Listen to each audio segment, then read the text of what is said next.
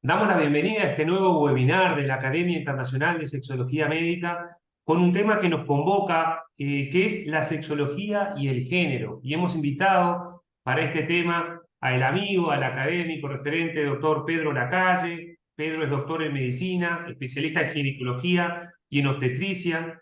Es sexólogo, es facultativo del Hospital Materno Infantil de Torre Cárdenas en Almería. También es director de la unidad de sexología de dicho hospital.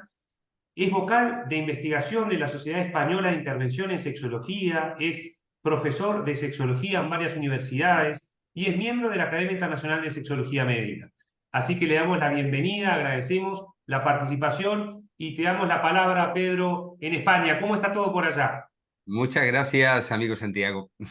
Es un gusto estar contigo, estar con vosotros, vosotras, vosotres, habría que decir, ¿no? Ya. Y es un gusto venir aquí, estar con la academia y estar reflexionando un poco y compartiendo un poco ideas acerca de un tema como el que vamos a tratar o como el que voy a intentar compartir y del que espero que después tengamos un diálogo pues, que nos interese y del que saquemos pues cosas provechosas, ¿no? Que nos ayuden un poco a poder integrar de manera positiva todos los cambios, los importantes cambios a los que estamos asistiendo, sí. Así Perfecto. que, muy bien. Uy, perdón, voy a apagar mi... Esto es, ya está. Pedro, muchas Muy gracias bien, por pues la yo estoy listo. participación. Muchísimas gracias a todos, todas y todos los participantes, ¿vale? Los que van a escuchar, y muchas gracias a ti, Santiago, y a la Junta por convocarme para estar con vosotros. Perfecto. Te damos la palabra, Pedro. Muy bien. Bueno, pues voy a compartir pantalla y vamos a comenzar un poco a, en este tema que cuando me solicitaste, Santiago, que yo hablara, que hablara de algún tema que me interesaba o que me interesaba en estos momentos plantear, pues elegí un tema, te dije, sexología y género. Y no lo sé si me equivoqué y debería haber dicho sexología y feminismo, quizás. Pero bueno, pues es efectivamente más genérico género y además el género ha sido una bandera y es una bandera del feminismo también. Y por tanto, pues le pusimos o le puse este título, ¿no? Yo creo que voy a intentar a ver si puedo pasar aquí. Perdonar, esto es. Ahora. Muy bien. Sí, muy bien. Ahora ya. Em, ¿Qué es esto que vengo a compartir? Hace relativamente este año, el último congreso de la Federación de Sociedades Sexológicas Española, pues tuvo por lema eh, Sexología, un siglo de ciencia, una reflexión acerca de un siglo de ciencia, ¿no? Sexológica. Y yo creo que no puede ser más oportuno, creo que es importante ahora, bueno, ya no solo al principio, ya casi ha pasado un cuarto del siglo XXI, que nos planteemos cuál ha sido la evolución de la sexología clínica con respecto a las aportaciones que ha dado el feminismo y que ha dado el concepto de género, ¿no? Y creo que es muy importante, que es radicalmente importante para nuestra disciplina, el que podamos pensar en ello y veamos un poquito. A mí me gustaría ahora un poco plantear efectivamente, no un siglo, más de un siglo, porque me vais a permitir que vayamos un poco al siglo XVII, fijaros. Entonces, bueno, pensamos que ¿cuándo surgió la sexología? ¿Qué es la sexología? Pues la sexología habría que arrancaría un poco con el nacimiento de la medicina científica, ¿no? Siglo XVII, que es cuando empieza cuando es el siglo de la medicina científica. Y nace ahí con el estudio de las propuestas anatómicas, las propuestas fisiológicas, el estudio médico de la sexualidad. Empieza ahí y empieza de manera increíble y de manera muy interesante con los estudios de Graf, con los estudios de Cobelt. Veis aquí en esta lámina, por ejemplo, pues veis la primera propuesta de glándulas prostáticas femeninas. Ya se le llamaba la próstata femenina en aquel entonces y después se quitó el nombre, pero estas glándulas parauretrales ya fueron llamados próstata femenina y los famosos, el plexo de Cobelt y los bulbos vestibulares ahora, que fueron bulbos vestibulares y que ahora son bulbos del clítoris, del sistema eréctil femenino, pues ya fueron exquisitamente dibujados por Cobelt ya en el siglo XVIII, ¿no? Entonces, también tuvimos aportaciones. En muchos libros se cuenta cómo el primer tratado de lo que se llamó Scientia Sexualis se debe a André Tissot, este personaje que hemos traído aquí. André Tissot hizo una reflexión acerca de los efectos deletéreos de la masturbación, dando los primeros apuntes acerca de una teoría psicosexual o psicogenital del funcionamiento sexual, pero desgraciadamente bajo bueno, pues tomando toda una moral de su época y convirtiendo la masturbación en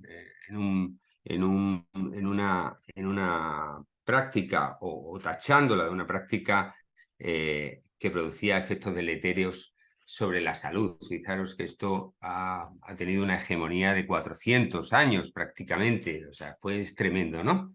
O sea que no, en algún aspecto o en muchos aspectos debemos de estar muy contentos con las aportaciones de la sexología y en otros debemos de ser críticos y reconocer cómo la sexología médica, cuando ha estado más unida a la moral tradicional, pues ha dejado y ha enunciado, científicamente enunciados, que podríamos decir desde nuestra perspectiva actual, que han ido en contra de la salud sexual, digamos.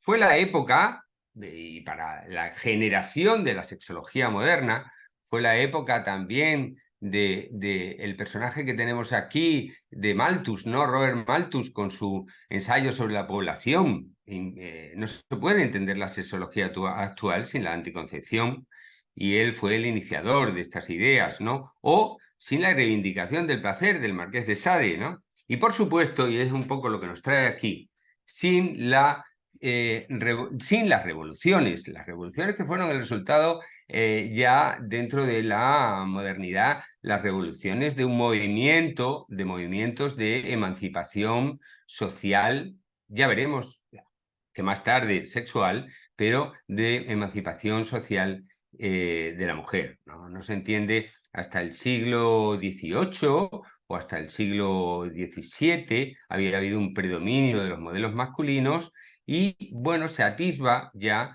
después de una época muy oscura en el Renacimiento, en el que se dio la caza de brujas, se dieron muchos acontecimientos vergonzosos para la historia de la humanidad, pues se generó de manera social una revolución, la revolución que supuso una democratización y que vino a poner en la historia la posibilidad de una democratización. Veremos qué hay de esa democracia, que a mí me gusta decir sexual, y cuánto tiempo tardará en llegar.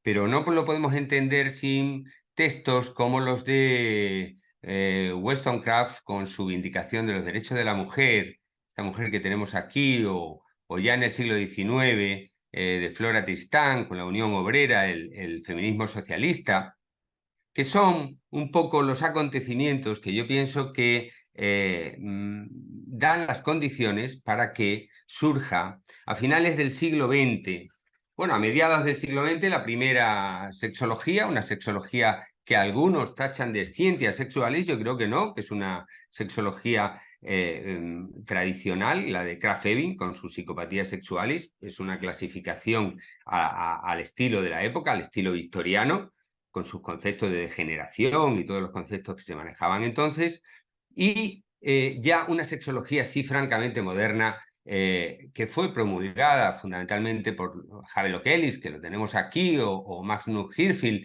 y esto ya sería el siglo, ya dando pie al siglo XX con la teoría de la libido de Freud y con los autores de principios del siglo XX.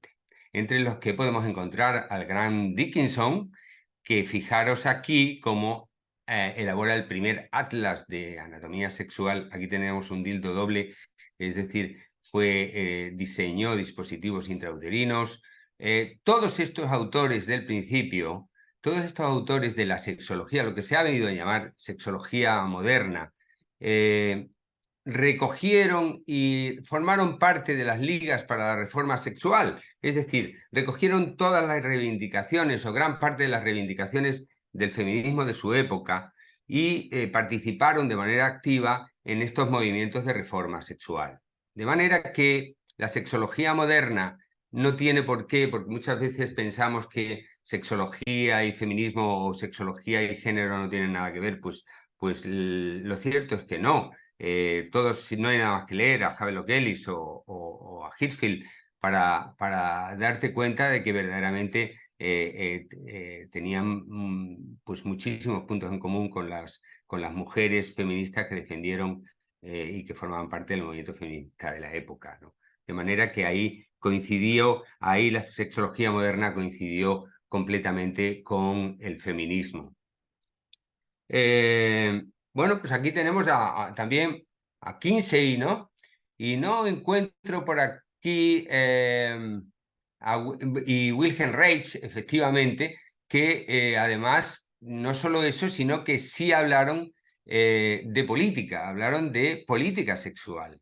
Y yo digo antes de Kate Millett, ¿no? Mucho antes de Kate Millett, ¿no? Entonces, creo que es importante todas las aportaciones que la sexología ha dado al feminismo y las que el feminismo ha dado a la sexología, de manera que pienso que en muchos aspectos o en gran parte o en alguna parte de la sexología y del feminismo existe un continuo que no podemos olvidar y que no creo que haya ningún tipo de obstáculo para que la sexología y pienso que el feminismo se renueven mutuamente, porque hay la idea preconcebida de que feminismo y sexología o sexología y género pues son términos que se contraponen por aquello de que hay partidarios del sexo, partidarios del género dentro de esa dualidad sexo-género, género-sexo, ¿no? Bueno, creo que esto es antiguo, que ya las dualidades, el pensamiento que ahora habría que llamar binario, pues no tiene mucho sentido ya el seguir manejando los binarismos, ¿no?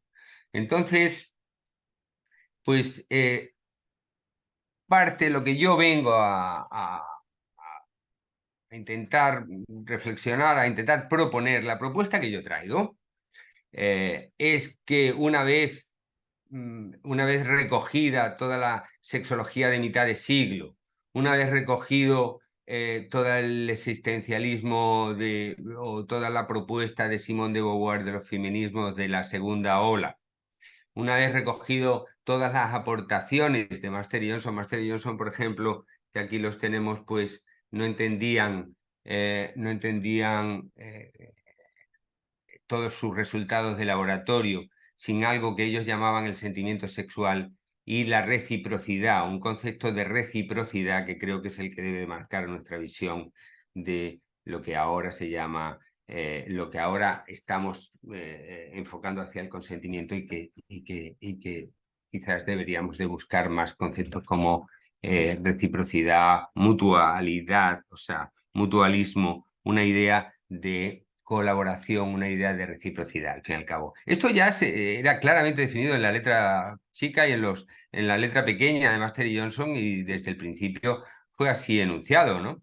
De manera que la oportunidad que tenemos en la sexología clínica, que podríamos llamar posmoderna, si no queremos dejar anclada la sexología, una sexología médica que más se parecería a una scientia sexualis, es la de aunar toda la producción, y creo que es muy importante que aunemos la producción y que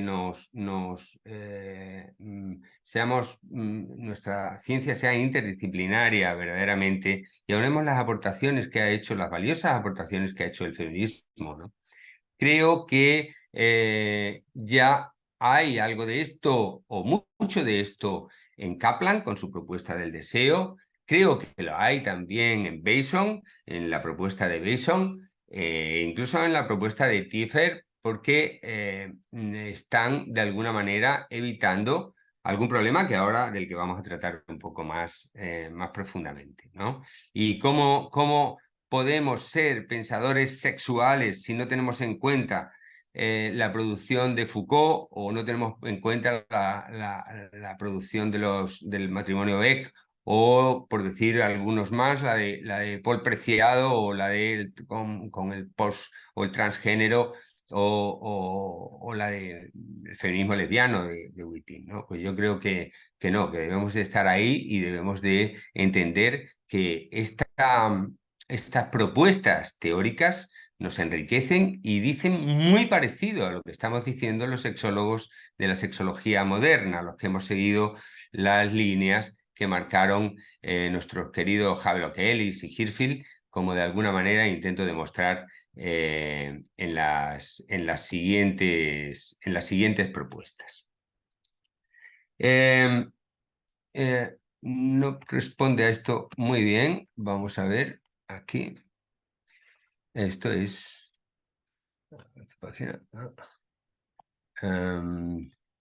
me vais a perdonar aquí. Entonces, ¿qué propuestas traería yo? ¿Cuáles son las propuestas? ¿Cuáles son los retos que tenemos para una sexología del siglo XXI? Sino que si queremos ser una sexología posmoderna y no una scientia sexualis, pues creo que debemos de tener una reflexión acerca de los modelos y los sistemas de ideas, los modelos, modelos teóricos, y lo que son las ideologías o sistemas de ideas. Es distinto una ideología que un sistema de ideas, y yo creo que es fundamental que sepamos el lugar de los modelos, lo primero, y segundo, que distingamos lo que son los sistemas de ideas de las ideologías. Creo que también fundamental. Creo que debemos de hacer una reflexión sobre la semántica y la epistemología sexológica. Ahora veremos sobre la diversidad y el género, sobre las brechas en las distribuciones sexuales. Hay que plantearse ese problema. Tenemos que intentar encontrar qué está pasando con nuestros presupuestos, nuestras perspectivas, qué está ocurriendo dentro de la sexología médica, la política sexual y la política de género, qué hay de ellas, y después el concepto del buen sexo, que es un concepto ahora muy, muy, muy moderno, digamos, y ver qué es lo que entendemos por buen sexo, ¿no? Antes de nada, yo quisiera mostrar esta diapositiva, que la muestro casi siempre porque me entusiasma. Pienso que esta relación inolvidable es como una relación, pero que deberíamos de tener siempre presente, ¿no? Que es que nuestros modelos científicos, nosotros somos en cualquier sistema de salud, cualquier sistema médico o de salud en general, es un sistema social, cultural y social. Estas propuestas que habíamos visto de las ciencias sexuales vienen de eso, de que en la sociedad de aquel tiempo el status quo, el modelo dominante, era tremendamente victoriano, era tremendamente, digamos que, bueno, pues los presupuestos, el pecado fue sustituido por la patología, ¿no? Entonces, ¿qué pasa con nosotros? Es decir, nos tendríamos que hacer la pregunta, ¿no? ¿Qué ocurre? ¿Qué modelo social tenemos ahora mismo y hasta qué punto nuestros modelos sociales, nuestros modelos científicos influyen en la sociedad, y de qué manera la sociedad influye en nuestros modelos científicos? Yo creo que es muy importante qué tipo de hipótesis nula y alternativa estamos usando. Y si la hipótesis alternativa que estamos usando es una hipótesis válida, es una hipótesis con la que realmente creemos que nos acercamos más al fenómeno de la sexualidad y al bienestar con la sexualidad, de las personas con las que estamos intentando colaborar o promocionar una idea de salud y de bienestar. Y creo que esto es muy importante. En muchas ocasiones quizás no hayamos sabido recoger esa sensibilidad. Pero esto, y por ejemplo, para ilustrar esto, pues fíjense cómo se podrían distinguir dos grandes corrientes a la hora de entender un fenómeno como la respuesta sexual. Havelock Ellis pensaba que era tumescencia todo aquello que hacemos para encontrarnos con una persona que nos atrae, ¿no? Sin embargo, en el modelo más de laboratorio, Albert Moll, que es el que enuncia su primer modelo de tumescencia, pues se fundamenta en que la tumescencia comienza con la erección o con la tumefacción, en el caso de la mujer, ¿no? O con la erección del sistema eréctil femenino, o con la lubricación. Bueno, pues son dos perspectivas, dos maneras, dos hipótesis, dos corrientes totalmente distintas, ¿no? No totalmente distintas, sino que apuntan a lugares distintos. Ha imperado, indudablemente, la hipótesis o la perspectiva del laboratorio, pero no debemos de olvidar que aquí, como vemos, representantes de digamos, la perspectiva más psicosocial, como Ellis, como Freud, como Kaplan, como Bateson, ¿no? Y después otros representantes como Kinsey, que recogió la idea de descarga de Reich y Master Johnson y Grafenberg, bueno, pues que pueden ser más haberlo enfocado desde el punto de vista del laboratorio. Yo creo que forma parte de nuestras propuestas el saber integrar, ¿no? El saber integrar el laboratorio y saber integrar algo que es en realidad hablamos mucho de él, pero pienso que no integramos el modelo biopsicosocial. El modelo biopsicosocial es algo más que tres dimensiones distintas, es algo que ocurre en cada experiencia que tenemos, ¿no? Y pienso que no hay un modelo de esto es biológico, esto es tal, esto ya o hay que ser más psicosocial, más de laboratorio. Yo creo que debemos de integrar estas dos corrientes. En cuanto a la semántica y la epistemología, para esta renovación sexológica, pues también quisiera proponer la recuperación de un concepto como el de dificultad, más que en los conceptos de problema, trastorno, disfunción. ¿Por qué? Pues porque el de dificultad entronca con toda la teoría del aprendizaje y con una perspectiva biopsicosocial. Tenemos dificultades. Esto es Houghton con su terapia sexual, este autor de Oxford de los años 70, ¿no? No es propio. Y él llamaba dificultad. Es decir, parece que siempre inventamos el Mediterráneo, ¿no? O el Atlántico o el Pacífico, y no, están inventados. Quiero decir, la mayoría de las propuestas están hechas por autores que son nuestros maestros, ¿no? Nuestros alter master, ¿no? Pues ahí están. Y creo que ya tenemos ahí, por ejemplo, una propuesta, ¿no? Una propuesta que nos sería muy útil para el mayor bienestar de nuestros clientas o clientes, ¿no? No hemos tratado en sexología el tema de la lengua, el tema de lo importante que es un cambio en el lenguaje, si realmente vamos a adoptar el TODES o no vamos a adoptar el TODES o nos parece que es lo más conveniente. Pues esto debería de ser un debate también que tendríamos, ¿no? Interesante. No es el más propio de nuestra disciplina, pero sí son debates importantes que deberíamos de tener acerca de ellos, ¿no? Y en cuanto a la epistemología, ya digo que hay un tema fundamental y es y es mi pregunta que yo quiero proponer en este foro, que es desde la sexología. ¿Podríamos decir qué hecho es sexual y qué hecho no es sexual? Esto a mí me gustaría lanzarlo a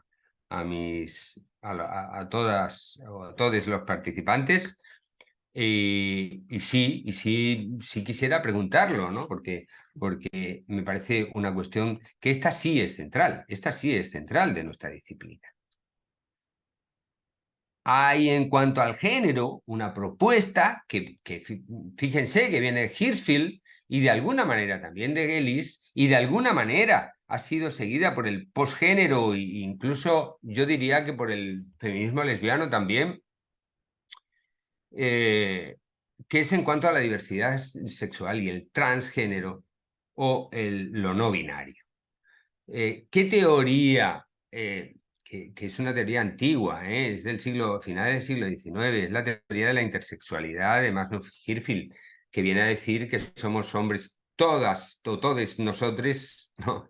Somos hombres y mujeres al mismo tiempo, con una exquisita proporción de cada una de las características de esos dos supuestos polos, femenino y masculino.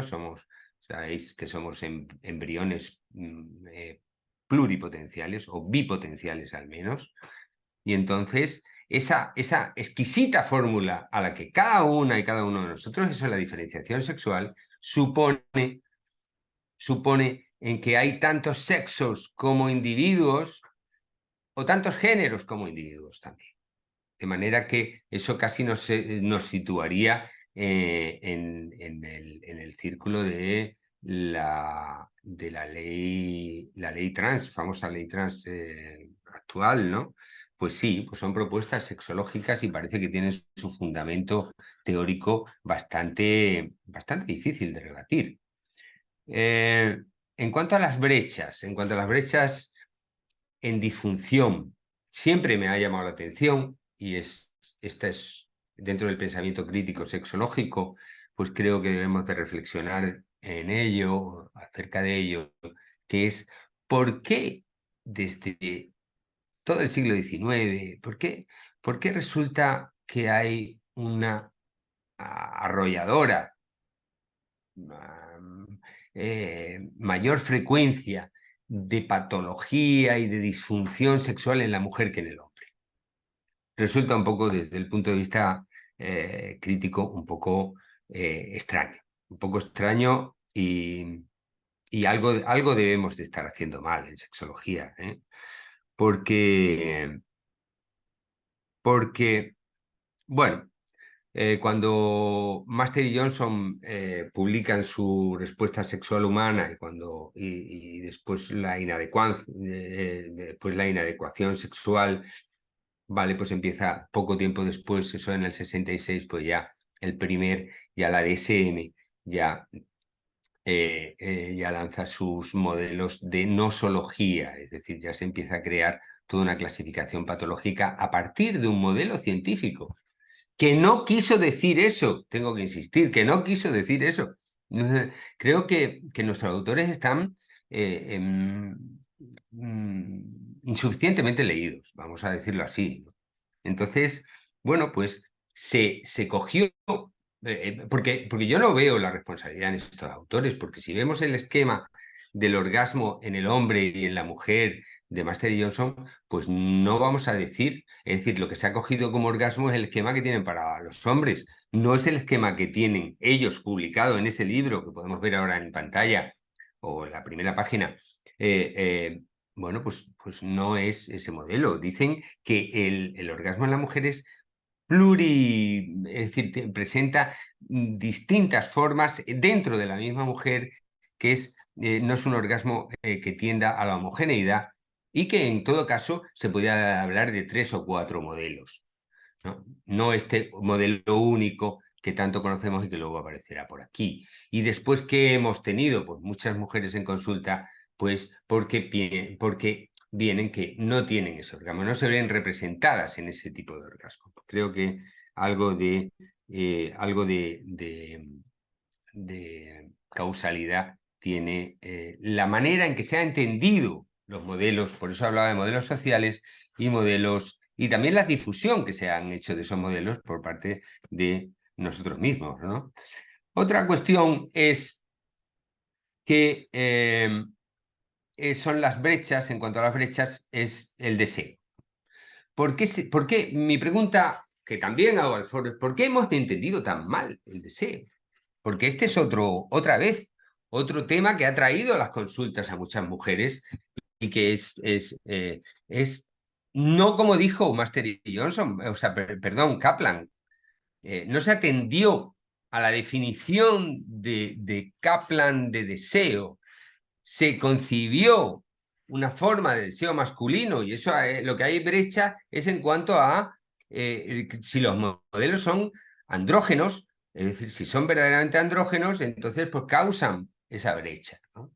Y nosotros la aceptamos y nosotros debemos de saber leer nuestros modelos y saber difundir nuestros modelos de una manera más correcta, ¿no? Porque fijaros aquí, en cuanto a la brecha, pues sí traigo, este sí es el modelo de respuesta masculina, que aquí viene a la derecha, y fijaros, estos son los 3 modelos de respuesta y de orgasmo para la mujer. Aquí viene el de la mujer, y dijeron ellos que era por reducir a 3 modelos, ¿no?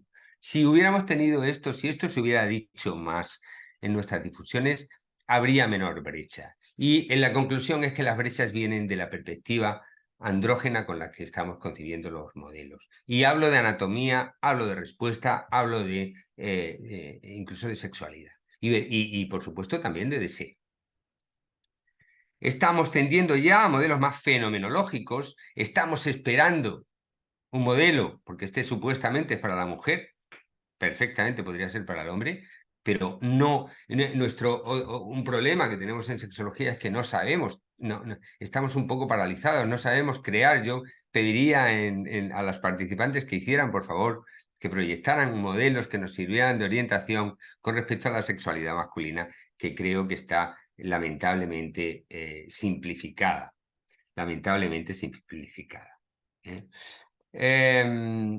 Bueno, este modelo politético de la DSM-5 parece que tiende y que está en función del cambio de paradigma en cuanto a las propuestas de Lam, por ejemplo, de que el deseo espontáneo no existe, que el deseo no es una fase, la negación de Kaplan. Creo que es más un problema de si se ha leído a Kaplan, porque quien haya leído a Kaplan, pues a ver si lo tengo aquí, porque me gustaría, bueno, creo que está un poco más adelante y ahora lo veremos. Pero quien lea Kaplan ve que su definición de deseo no es la del deseo masculino o la idea que hemos tenido.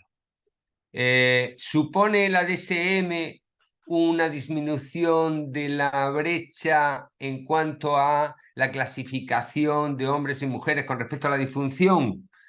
Pues no lo sé, ya lo veremos, porque no se está usando mucho, porque yo creo que no se entiende mucho el politético de interés-excitación. Y mete un concepto de excitación. Aquí tenemos a Broto y a Graham, que son las artífices fundamentales de esta clasificación. Y bueno, pues tiene sus más y sus menos, ¿no? Pero yo creo que este constructo de interés-excitación ha sido malentendido. Ha sido malentendido y nos tendríamos que preguntar, porque el deseo sexual, que creo que es tan importante de ser conceptualizado, pues ha desaparecido prácticamente. No hay un concepto que lo sustituya. Se ha intentado sustituir por la idea de interés, pero es que el interés nos trae más problemas todavía. Y ahora veremos a qué me refiero. Pero fíjense que tanto Bason en su excitación subjetiva, en la excitación subjetiva o el deseo responsivo, los conceptos que maneja Bason y la idea de Kaplan de deseo, pues verdaderamente se acercan mucho. Y sin embargo hemos tenido, digamos, mucho sufrimiento social, a veces soluciones y muchas veces casi no hemos sabido atenernos al fenómeno. ¿Cómo define Kaplan el deseo? El deseo sexual o líbido es vivido con sensaciones específicas que mueven a buscar experiencias sexuales o mostrarse receptivo a ellas. Supone una activación del sistema neuronal específico. Estoy caliente. Son sensaciones genitales, sentirse vagamente excitada, interesada, abierta a la experiencia sexual o simplemente inquieta. Esto es literal de una cita de Kaplan. Pues bueno, pues de manera que esto muchas veces...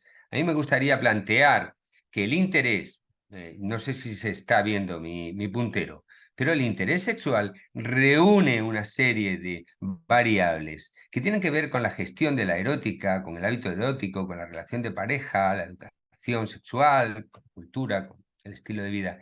Pero el deseo sexual, que ha quedado ahora mismo en suspenso, el deseo sexual implica, por ponernos conceptualmente de acuerdo, algún proceso, aunque sea mínimo, de erotización, que tiene que ver con alguna elicitación de la respuesta. Y creo que esta es la caracterización fundamental de lo que podríamos llamar deseo sexual, que produce un sistema motivacional, que elicita una motivación propiamente sexual.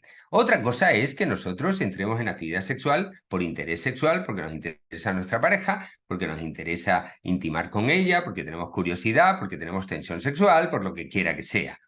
Pero en el momento en que nosotros de alguna manera nos erotizamos, pues estamos teniendo lo que podemos llamar un deseo sexual y deberíamos de tener cierto consenso con respecto a esto.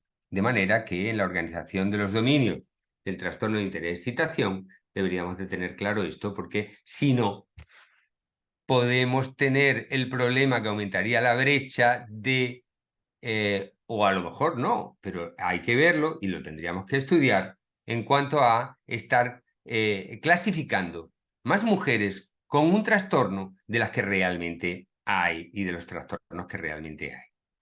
De manera que yo traigo una propuesta relativamente sencilla. Traigo una propuesta para, en cuanto a la brecha, ¿no? Y en cuanto a los límites de la sexología clínica, diría yo. Este sería el esquema completo en el que hay un estímulo en una relación, hay un proceso de erotización y ahí estaría lo de la reciprocidad y estaría el contacto y estaría la elicitación de una experiencia sexual compartida, de manera que hay un proceso de erotización y se produce una respuesta sexual. ¿Y ahora qué hacemos con eso que se ha producido? Llamaba a mi profesor el gran pensador sexual Efigenio Mezúa, decía las humedades, ¿no? Pues es un poco eso. Pues cuando se ha producido ese fenómeno, pues ¿qué hacemos con ello? ¿Cómo lo gestionamos? Y lo gestionamos según nuestro interés, según qué gestión de la erótica tenemos, y ahí viene nuestro interés y este círculo que yo he intentado representar aquí. Bueno, pues lo que intento mostrar aquí es que desde que hay erotización, si se produce esta parte de aquí, si se produce la respuesta sexual, esa, si esta parte funciona, digamos, yo me pregunto, ¿qué tenemos que hacer los sexólogos en la cuestión del interés? Es decir, si esto no depende mucho del estilo de vida, de muchas cosas que no son exactamente sexológicas. No es que un sexólogo o una sexóloga no puedan promocionar la salud ahí, ¿eh? Pero lo específicamente sexológico sería cuando la respuesta sexual no está conservada. Aquí están las tareas eróticas, aquí está nuestro ejercicio en sexología clínica más específico, ¿no? Lo otro, me pregunto hasta qué punto debería de entrar en las nosologías los problemas por el interés sexual, porque ahí sí estamos corriendo el riesgo de estar patologizando el desarrollo, algo que pertenece a la autogestión de cada individuo, de cada mujer en este caso. Y creo que esta es una de las vías y una de las claves para disminuir estas brechas que hemos encontrado. Hay propuestas críticas desde el feminismo a estos modelos, como la de Kieffer, como la de Nichols, en la clasificación, que son clasificaciones o son aproximaciones bastante menos nosológicas, que creo que nos aportan cosas y que habría que contemplar también, o pues algunas que no vienen desde el feminismo, o incluso vienen bueno, se hacen en secus, pero vienen desde esta propuesta por un teólogo, ¿no? Que es, digamos, más fenomenológica. Esto es, forma parte de hasta qué punto los modelos deben de ser integrados y a ver cómo podemos integrar el laboratorio con lo psicosocial. Tenemos un problema en cuanto a la excitación, porque la excitación, el gold estándar es el cuerpo, ¿no? Y se pregunta Catherine Angel en ese magnífico libro del buen sexo, ¿no? ¿El cuerpo es el referente de verdad, hablando de erótica? Bueno, pues es una pregunta que también dejo al aire. Todo esto viene porque de todos los principios de bioética, yo creo que el de la autonomía debe de formar parte de la sexología clínica. Y creo que lo deberíamos de tener más que el de beneficencia, incluso muy presente. Y nos ahorraría muchos de los problemas que tenemos en cuanto a a las brechas y a adaptarnos a al nuevo pensamiento o al pensamiento o a las críticas que se le hace en algunas veces de manera muy justificada a la sexología médica, digamos, ¿no? Eh, ¿Qué significa autonomía? Pues bueno, respeto a la libertad y responsabilidad versus paterno-maternalismo, llamémosle, ¿eh? Y bueno, pues en relación a la beneficencia, ¿eh? O en diferencia de la beneficencia, el concepto de beneficencia, ¿no? Que a veces está demasiado presente y no lo sé si es el más apropiado. En cuanto a la política sexual y de género, pues decir que ya el freudomarxismo y la revolución sexual pues son hasta qué punto la sexología participó de la revolución sexual de los años 60, que después ha sido muy tachada como machista, pero también cada revolución es de su época, digamos, ¿no? Entonces, pues pienso que ha tenido pues sus luces y sus sombras como todas las revoluciones, ¿no? Eh, Creo que el feminismo anarquista, el lesbiano, el prosexo, nos dan unas claves fundamentales para evolucionar en nuestra manera de concebir la política sexual. Dice Catherine Angel, y me gustaría citarla aquí, ¿por qué no aspirar a una cultura que acepte y posibilite el placer sexual femenino en toda su complejidad y admita también la complejidad del placer masculino? Más que buscar una verdad, Richard Rorty, el filósofo Richard Rorty, más que buscar una verdad, se trata de responder a las necesidades de una variedad más y más extensa de personas y cosas. Y por último, la cuestión del buen sexo. Hay ahora hay una corriente que yo creo que no lo sé si es la más adecuada en cuanto a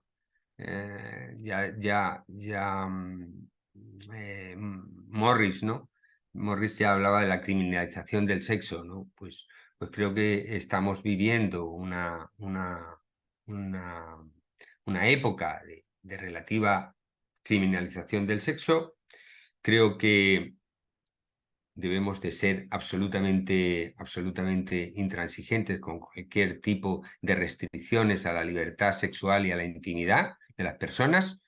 Por supuesto, eso creo que queda fuera de duda, como ha sido toda la corriente sexológica y como ha defendido el buen sexo, ha sido lo que ha buscado, que es lo que hemos hablado, la reciprocidad, como diría Master y Johnson, para abandonarse el momento del abandono o el sentimiento de abandono. Si no hay una reciprocidad, si no hay un encuentro sexual, es imposible. Y creo que la sexología clínica siempre ha estado ahí y creo que es en esos fundamentos donde tenemos que seguir, por supuesto, y en los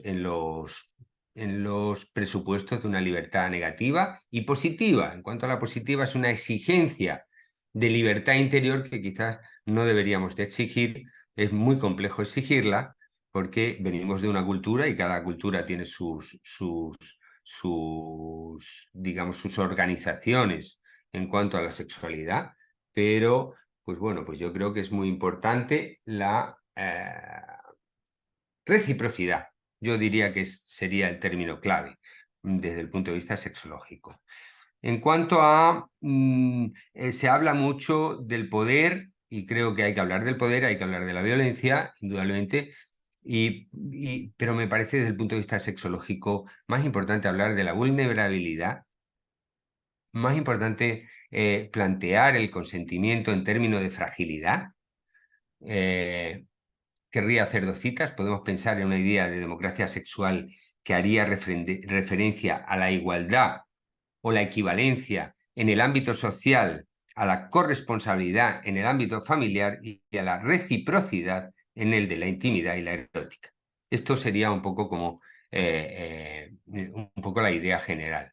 Un modelo de relación que pueda tener la capacidad de responder al hecho de que mujeres y hombres se encuentran abocados al mismo destino, marcado por el poder de libre disposición de sí y la exigencia de inventarse a uno mismo o una misma al margen del imperativo social. No vamos a entrar en un discurso de la estética. Creo que debemos de tener una ética y una estética, y debemos de buscar una estética que conlleve más el respeto y la reciprocidad. Y esto es un poco lo que deberíamos de buscar desde el punto de vista de lo que es positivo para la erótica de las personas. Muy bien, saber que los modelos son modelos y que lo importante es la interacción, saber que nos sirven de referencia, pero lo importante es lo que pasa entre nosotros, centrarnos en la diferenciación como valor y diversidad, prescindir de los prejuicios teóricos, de los esencialismos, atenernos al fenómeno. Esto es de Sidehan, el nacimiento de la clínica. Y, bueno, pues interdisciplinaridad, más fundamentarnos en la salud que en la nosología, más en el pensamiento crítico científico que en la moral sexual. Y esto es todo. Muchísimas gracias. Muchas gracias por haberme escuchado. Vamos a ver, voy a dejar de compartir. Qué grande, Pedro, impresionante, una riqueza de conocimiento realmente que Muchas rica gracias. Yo la sé que tú eres un amigo, exposición. yo sé que eres un amigo y... Realmente la postura, cómo salir de lo convencional y cuando uno está muy en lo clínico para poder tener esta perspectiva histórica de cómo ha trascendido diferentes momentos históricos la sexología, ¿no? Como disciplina, como ciencia y desde las variantes que vos decías, sobre todo cuando hablabas de la sexología posmoderna, ¿no? Lo de el aunar la producción como una ciencia interdisciplinaria, ¿no? Como el último, que vos decías, el último gráfico, ¿no? Que mostraba. Cómo Sí, necesariamente tenemos que enriquecernos desde la interdisciplina para poder pensarnos y pensar a los pacientes, ¿no? sí, Santiago. Sí, Santiago, pero yo creo que es muy difícil. Yo le digo a mis alumnas, yo, como sabes, soy ginecólogo y Mm. soy y obstetra y llevo toda la vida trabajando también de sexólogo. He sabido en mi vida profesional alternar y siempre dedicarle a mi práctica clínica sexológica, ¿no? Pero yo les digo a mis alumnas y alumnos de sexología que la sexología es lo más complicado que yo he estudiado nunca, ¿no? Y lo digo también en mi libro, el de asesoramiento sexológico, ¿no? Y lo arranco así el libro, verdaderamente. ¿Por qué? Pues porque la erótica es un fenómeno mágico, muy difícil de abarcar, es al mismo tiempo ciencia y poesía, ¿no? Y entonces, y a veces tragedia también, es decir, y entonces, bueno, pues ya lo decía Marañón, ¿no? Hay una mezcla de biología, poesía, literatura en lo que hacemos si queremos tratarnos entre nosotros, ¿no? Y creo que la sexología lo exige, no solo que lo pide, no solo lo pide, lo exige para que podamos estar ahí. Entonces, pues sí, es apasionante y al mismo tiempo siempre, como dice mi amigo Carlos Marcos, pues Marcos Sanz, que siempre dice, bueno, nunca podremos ser buenos sexólogos, ¿no? Porque es tan difícil que nunca se puede ser un buen sexólogo, ¿no? A mí eso siempre me ha impresionado, que es una de sus frases favoritas con la cual me identifico completamente. Perfecto. Yo me quedaba pensando también ahora al final que nombraste el tema del consentimiento. Estamos el lunes, el 4 de septiembre, el Día Mundial de la Salud Sexual, donde la Organización Mundial de la Salud nos propone el tema de consentimiento como gran tema de este 2023, ¿no? Sí, pensándonos como qué importante también desde la academia poder promover la cultura del consentimiento, ¿no? Donde todos y todas podemos explorar de una manera segura, consensuada, lo que es nuestra sexualidad, ¿no? Nuestro ser sexual, ¿no? Como un principio fundamental de consentir que garantice el bienestar, la dignidad y el respeto por el otro, ¿no? Los límites por el otro como una expresión de libertad sexual. Vos hablabas de un concepto interesante que yo te quería pedir si vos podés esclarecer un poquito más qué es lo del consentimiento en términos de fragilidad, dijiste. Sí, siempre me ha gustado el término fragilidad. Yo pienso, y con respecto a lo del consentimiento afirmativo también, y toda la teoría del consentimiento afirmativo. Yo creo que es un lío. Hay trabajo para los abogados, hay trabajo para los juristas, hay trabajo para las sexólogas, sexólogos, los juristas, hay trabajo para todas las disciplinas. Hemos dicho de interdisciplinaridad, ¿no? Me da un poco miedo eh, lo que he llamado la criminalización del sexo. Me da un poco miedo, tengo que decirlo, porque pienso que hemos tenido un retroceso, una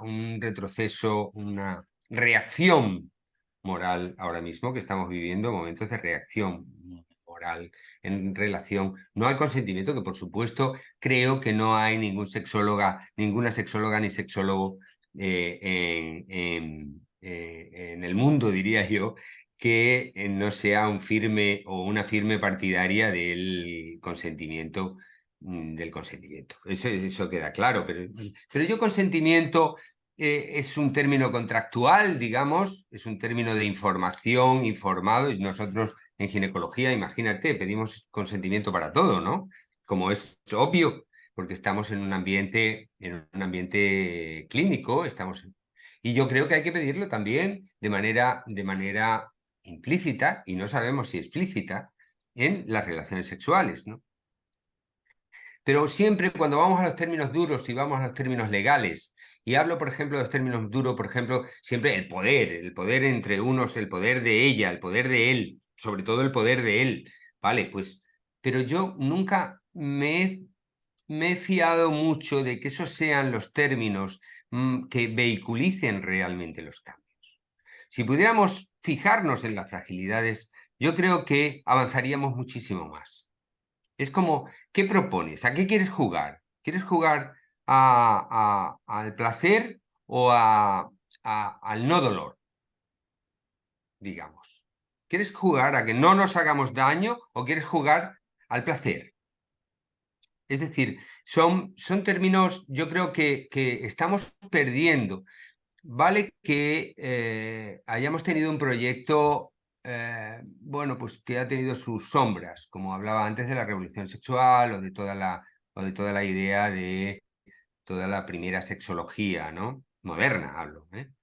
Pero, o el proyecto moderno, sexual moderno, de la felicidad sexual. Pero yo creo que hay que hacer arreglos, pero no hay que despistarse. Debemos de ser conscientes de que lo que ponemos en juego cuando tenemos relaciones sexuales siempre son fragilidades. Es decir, en clínica, y tú eres clínico, Santiago, y yo lo soy, y gran parte de las participantes son clínicas, y sabemos que de lo que nos están hablando es de fragilidad. Entonces, ¿por qué no tenemos una representación en el mundo de las ideas y de nuestros modelos con respecto a eso? Y nos centramos, es como en una terapia, tú te centras en lo que funciona. O sea, en una terapia, si tú vas a hacer terapia, te centras en lo que funciona para que lo que funciona crezca. Pues ¿por qué no centrarnos en conceptos? Porque además el consentimiento, yo te doy el consentimiento ahora, pero mi consentimiento va a variar dentro de 30 segundos o puede variar dentro de 30 segundos. El consentimiento quiere decir un elemento de partida, un elemento que se da por hecho, pero habría que haber no de un consentimiento afirmativo, había que hablar de un consentimiento continuo. O sea, el tema no es que Seguro. sea afirmativo, sino continuo. O sea, recíproco y además recíproco. Entonces, pues bueno, pues estas son las cosas que creo, estos son el tipo de reflexiones que deberíamos de empezar a manejar o de manejar más y intentar desde nuestra disciplina aportar algo de luz. No, esto era un poco por eso lo de la fragilidad. Perfecto. Pedro, hemos cumplido perfecto con los tiempos. Ha sido clarísimo, yo creo que esto es un punto de partida para pensarnos de esa manera. Creo que ha enriquecido muchísimo a nivel personal y profesional a todos los participantes que están todos mandando felicitaciones y agradeciendo por la Muy ponencia. bien. Repetimos que esto va a quedar colgado, quédense tranquilos que los que quieran volver a escuchar va a quedar colgado para que puedan escuchar al doctor Lacalle en el canal de YouTube de la Academia y en las redes de la Academia lo pueden conseguir y compartir. Y bueno, agradecer a todos la presencia, al Laboratorio Eurofarma que siempre nos apoya con las actividades y agradecerte, Pedro, por la generosidad en Muchísimas tus gracias. conocimientos y por acompañarnos. Muchas gracias a todas y todos los participantes y muchísimas gracias a ti, Santiago, con este trabajo tan impresionante que hacéis en la Junta y el que haces tú personalmente. Y bueno, gracias a todos y hasta pronto. Hasta pronto, Pedro, que pase Venga, muy chao. bien. Nos estamos Igual, viendo. igual. Pasarlo bien. Chao. Hasta luego.